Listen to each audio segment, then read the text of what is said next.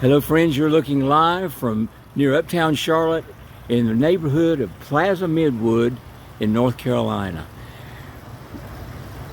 Plant Man here. We're making a on-location snippet today. We're going to talk about what I first learned as a tropical tree, and I'm going to show you that it's blooming.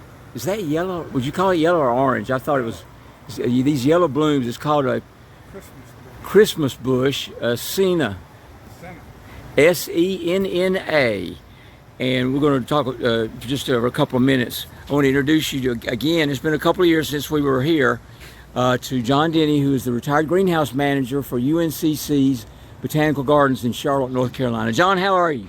I'm fine. Tell us about this tree, because I've got some of them now that they're starting to get mature, and they're just beautiful, and I'm starting to use some of them in my projects. Well, this is something you won't see in any Walmart or Home Depot.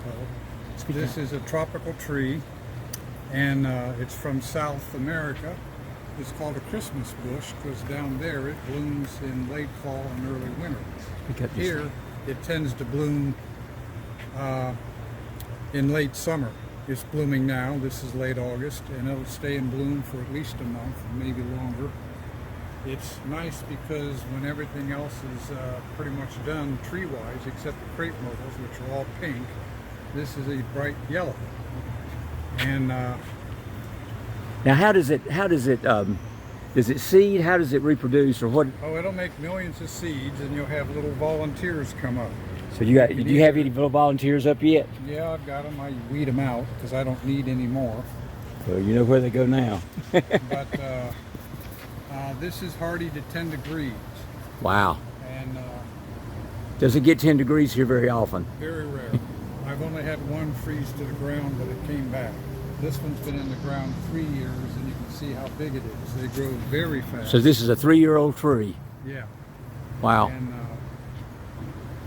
it's over 8 feet high, and it's quite a delight. The leaves are pretty, and most of them hang on through the winter. Yeah, the ones that an evergreen. Mine are, I think, in the second season now, and they're really pretty right now here as we approach September. But this has been going for at least a month, and there's lots of unopened buds, and there's even more that are just starting. So this is going to go right through till October. So you get a lot of bang for your buck here. It's pretty. And it's also a bee magnet. Yeah, I was looking at the bees here. Love it. And they won't bother you because they're preoccupied with this. Right. So this is a true delight, and something unusual, and something your neighbors will want to know about, because they won't be able to get one. Well, John, I appreciate it. We're going to cut this short, but as I close, there's such an oasis here on this property. I'm just going to keep quiet for a minute, and I'm just going to walk around and take a look at some of the unusual things that you just don't see everywhere here in the Carolinas. This is home of your pine needles. This is the South Carolina longleaf pine. A longleaf pine. Wow. These beautiful flocks. I'm going to try to be quiet, which is very hard for me to do. But look at this the beautiful colors.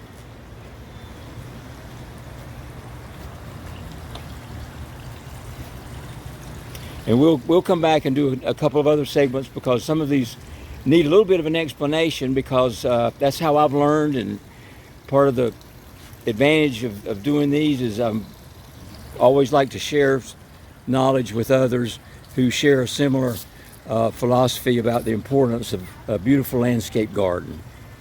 Well, that's the Plant Man from Plaza-Midwood in Charlotte. We'll see you again soon, folks. I certainly hope so.